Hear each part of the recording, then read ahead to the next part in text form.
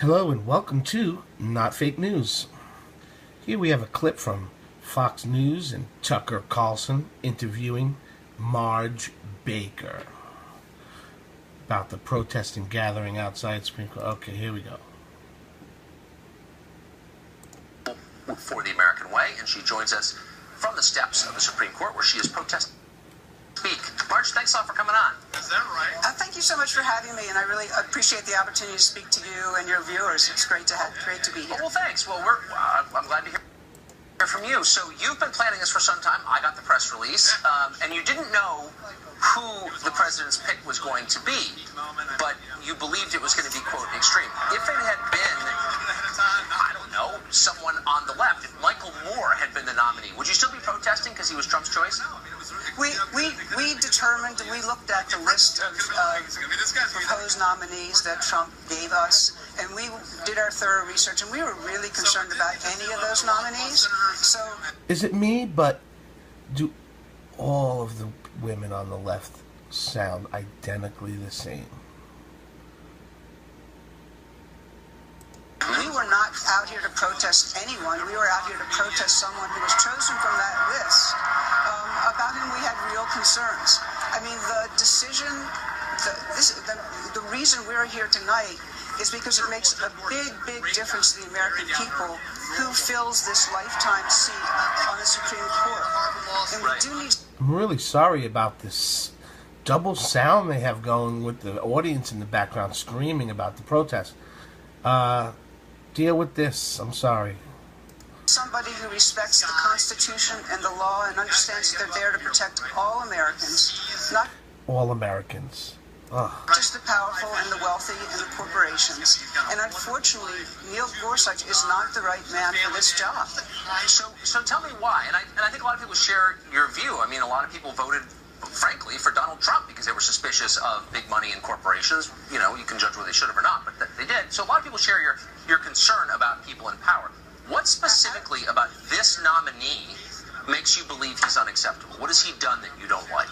Our review of his record shows that he's a friend of Wall Street, that he makes it difficult for people who are injured by corporate wrongdoing to hold those corporations accountable, and that means consumers and workers and women who are discriminated against in the workplace and people who want clean air and clean water.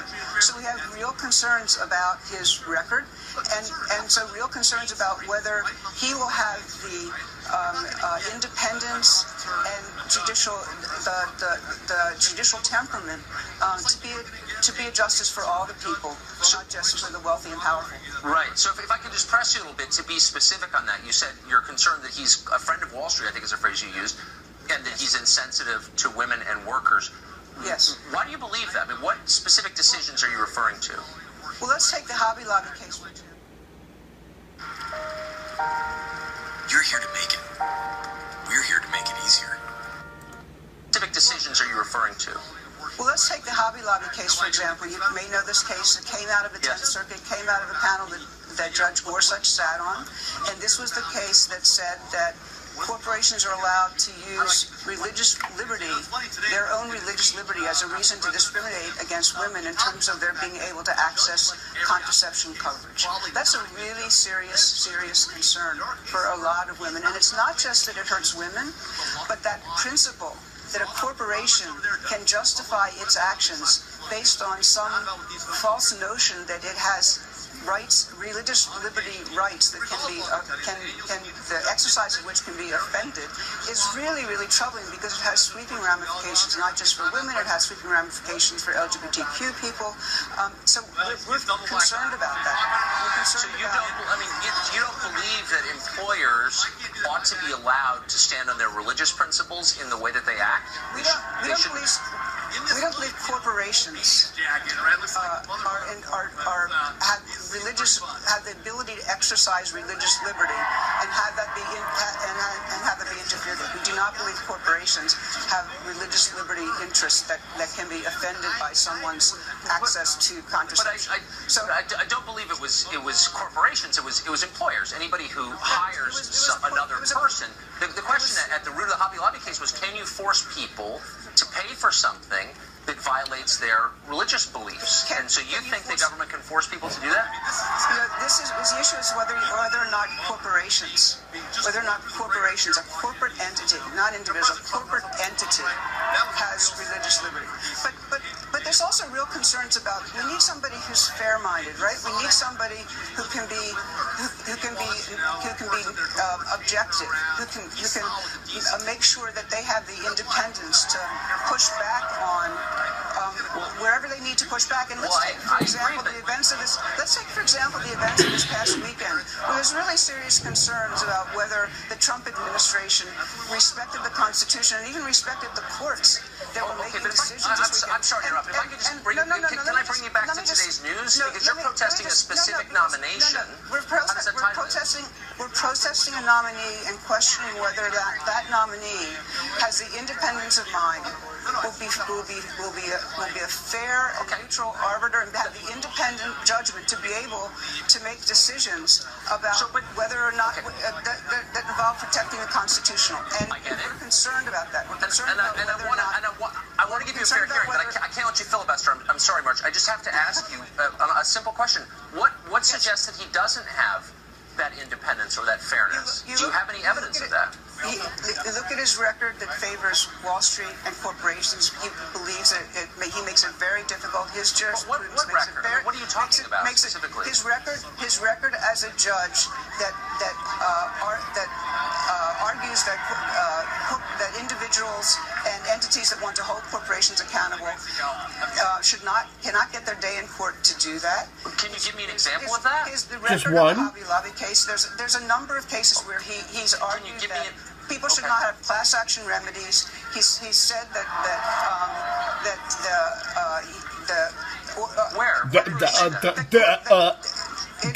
in his judicial record. He doesn't believe in any class action.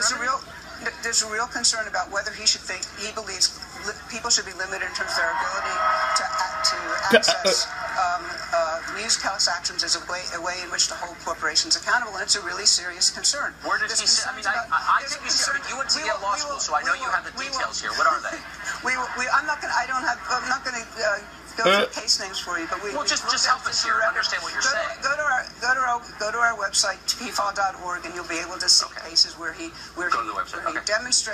demonstrates that and so we have really serious concerns about whether or not he will be have the judgment and the I got it. I just was hoping for some specifics. Really quickly, last question. I've been through an awful lot of these for the past 25 years. This woman needs some water. Almost always comes down to calling the nominee a racist. I'm just giving you the opportunity now. Do you think that he's a racist? Will you be making that case? I really don't understand the question. It comes down to calling a nominee racist. I don't think I've seen a Republican nominee for the Supreme Court ever not called a racist by the people who oppose him on the left. I'm wondering, is there evidence that this guy is? I don't think that's the issue here. Let's remember the issue here is whether you have somebody who's being nominated to the bench who understands that corporation and the laws of this country are for all of us, not just the powerful and the wealthy and the privileged. And that's what we're going to be making the case. And that's what we're going to be making the case. We think that's what the American people want to see in their justice, and we do not believe that Neil Gorsuch fits that bill. So I agree with the first part. I don't think you've quite made the case here, but maybe you will. We will be making that case. This is day one. We were making that case, and we believe that we will see support on both the Democrats. You see Tucker's eyes? You saw that? Did you see his little eyes? I love that. Well, I'm going to back it up a second so you can see that. It's funny. Okay, well. Quite made the case here, but maybe you will. We will be making that case. This is day one. We were making that case, and we believe that we will see support on both the Democrats. I think that's when something hits him, and something really smart hits him. He wants to laugh, and that's what his face he makes. I hope you're not preemptively judging here, Marge, because I sense you may be, but we'll have you back when you have a full case to display to our viewers. Thanks a lot. Not preemptively judging at all. Okay. We are serious about this, and we believe that the American people will understand that this is not a justice for all the people. Okay. Thanks. Okay. Marge Baker. Thanks for joining us. Go get some water, Marge. Marge. Wow. I don't even really have anything to say about that. filibustered and just bumbled her way through it. Not really. You see, that's the thing with the left. You hear someone from the left speak, you want to fall asleep and just change the channel. They're not making any sense. They're mixing words and double talk. And somebody on the right side speaking, it's just facts. It's a question. It's usually a simple question that the left refuses to answer. It's just amazing. We are living in amazing times right now. I've never seen such hate from the left. It's not only hate. It's like when you watch the journalists and the reporters from the mainstream media talking and trying to get you to believe what they're saying, and it's obviously a lie or it's obviously not true, and they're trying with such conviction. They're so they want it too bad. That's what makes me think there's something more nefarious behind what we see, what we know. You know, why is CNN's Don Lemon pushing a lie the way he is? Well, he was probably told he's going to be fired, right? If he doesn't do everything he can. This is my opinion, but he's fired. You're going to get fired, Don, by the boss of CNN. So the boss of CNN, why is he willing to destroy his company? That's the question we need to ask. Why is the owner of CNN willing to just destroy his business the way he is doing?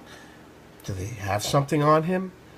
Somebody up above have something on him that he doesn't want to get out? When I say nefarious, that's what I'm talking about. It's just, because, let's say somebody from the left comes to a honest company like CNN and says, hey, do us a favor. I want you to trash this candidate for us. And it's going to wreck 75 to 80% of your business. A normal person would say, no, thank you. But if they had something over them, something really bad, that'd be the only way that would make a person just turn around and go, okay, I'll say whatever you want. And, it can't be something small. It has to be really, really, really bad that they have over them. And I don't know what it is. Leave comments. Subscribe if you haven't subscribed yet. Thank you for subscribing, everyone. And like us. If you think Tucker Carlson ripped Marge a new one, give us a like. Share this with your friends on Facebook, Twitter, all over the place. It's really important also. Share it. Get the word out. Thank you. Have a great day. And thanks for visiting. Not fake news.